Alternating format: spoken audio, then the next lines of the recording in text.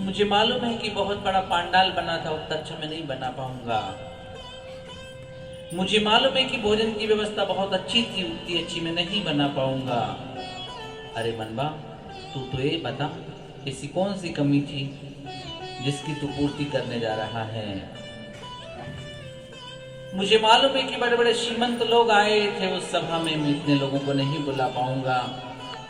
ऋषिगण भी उन्हें शुभाशीष देने के लिए आए थे, उतने लोग यहाँ नहीं आ पाएंगे। मनवा, तू तो ये बता, ऐसी कौन सी चीज है जो कमी में रह गई थी जिसकी तू पूर्ति करेगा? तो मनवा ने कहा, बस बात इतनी है, आने दो उनको, उच्चासन पर बिठा लूंगा, दोनों के हाथों में माला पे पकड़ाऊंगा और कहूंगा एक दूसरे के गले में डाल दो। बस बात इतनी है, जिस समय उनका विवाह हुआ था उस समय मनवा मौजूद नहीं था, अब होगा तो उनमें अपनी मौजूदगी हासिल करूंगा।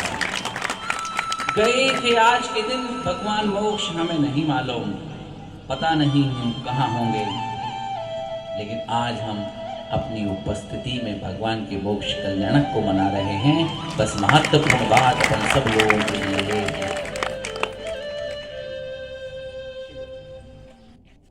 करते हैं हम शुभारंभ।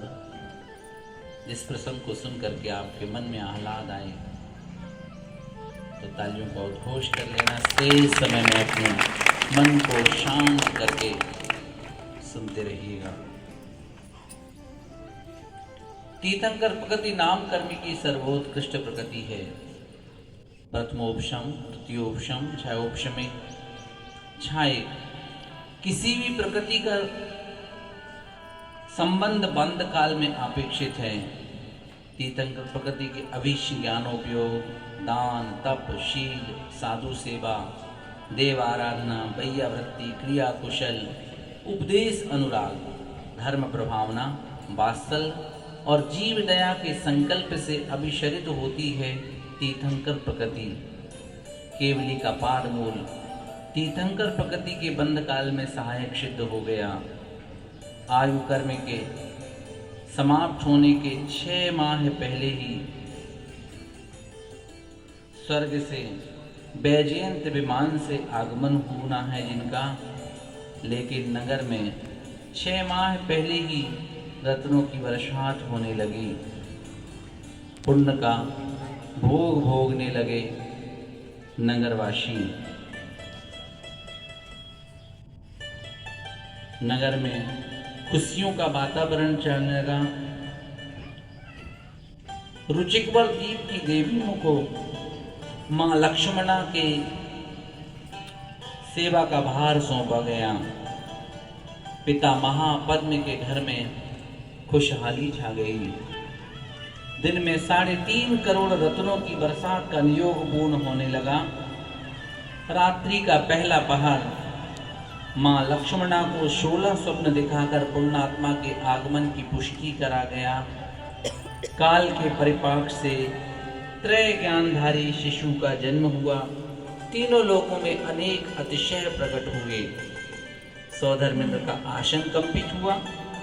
भवनवासियों के भवनों में भेरी रव करने लगी।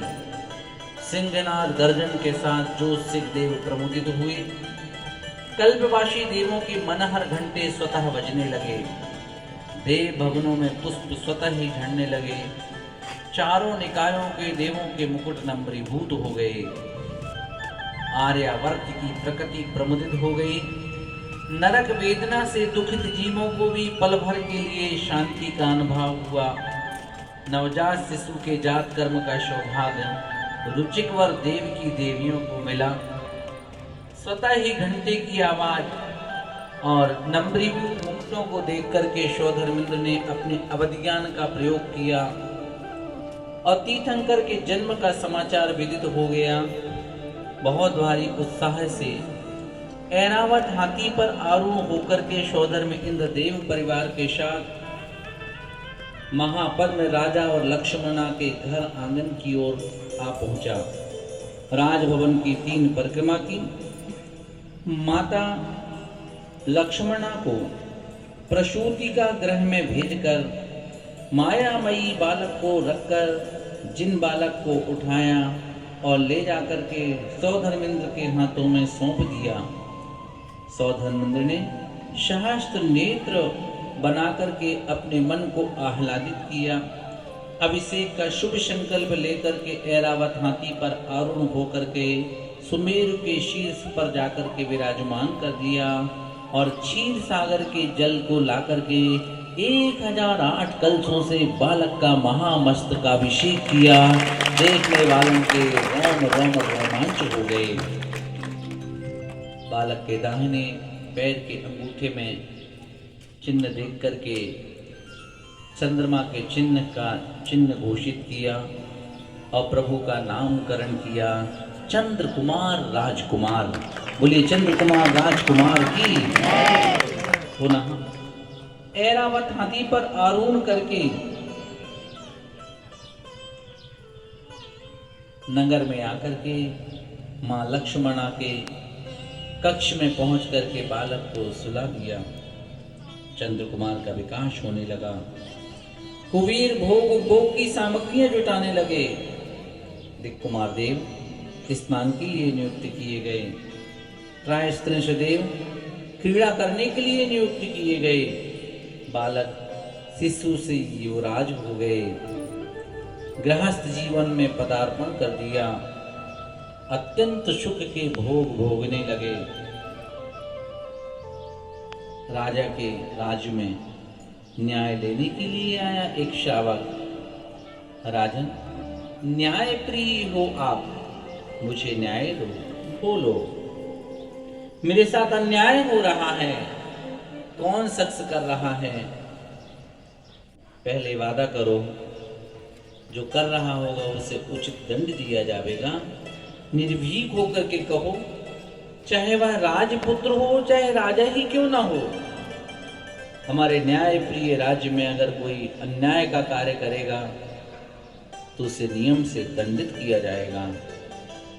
राजन, जिसको मैंने हमेशा अपना माना, आज वह दगा कर रहा है। कौन है वो? मेरे नगर का? हाँ, आपके ही नगर का वह शख्स है। इतनी देर क्यों लगा दी? निर्भीक होकर के बोलो और उसे राजसभा में उपस्थित करो। राजन, पुनः बोलता हूं, बताने के बाद उसे उचित दंड दोगे ना? अवश्यमेव। कारण सहित प्रस्तुत करना होगा, क्या अन्याय किया उसने। राजन, जिसको जिंदगी भर मैंने खिलाया, आज वह मेरा साथ नहीं दे रहा है।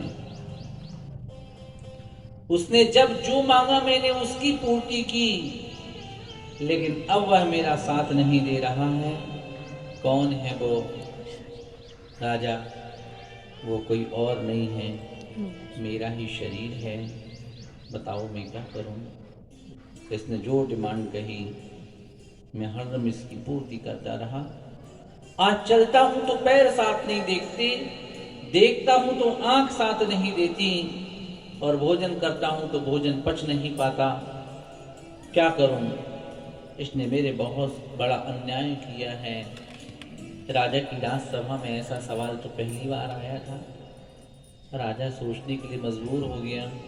आप आश्चर्य करोगे, पल भर सोचने के बाद राजा कहता है, अभी तक न्याय देता था, अब मैं न्याय ले लेता हूँ। और राजा ने राजभवन को छोड़ा और देव पालकी में बैठ करके जंगल में जाकर के नग्न दिगंबर जैनेश्वरी दीक्षा को अंगीकार कर लिया।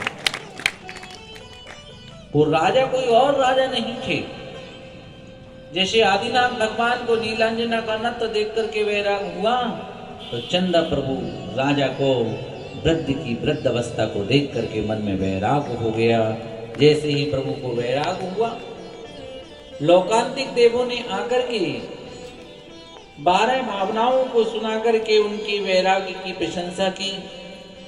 देव पालकी पर विराजमान करके राजकुमार जंगल जाकर के जैनेश्वरी दीक्षा को अंगीकार करते हैं। सारे वस्त्र आभूषणों को छोड़ करके भगवान बनने की यथाजात मुद्रा बालकवत बना लेते हैं। उनके साथ 1000 राजाओं ने भी दीक्षा को अंगीकार किया। त्रय ज्ञानधारी तो जन्म से ही थे। दीक्षा लेते ही विपुल मति मन पर ज्ञान उन्होंने प्राप्त कर लिया। ध्यान में ली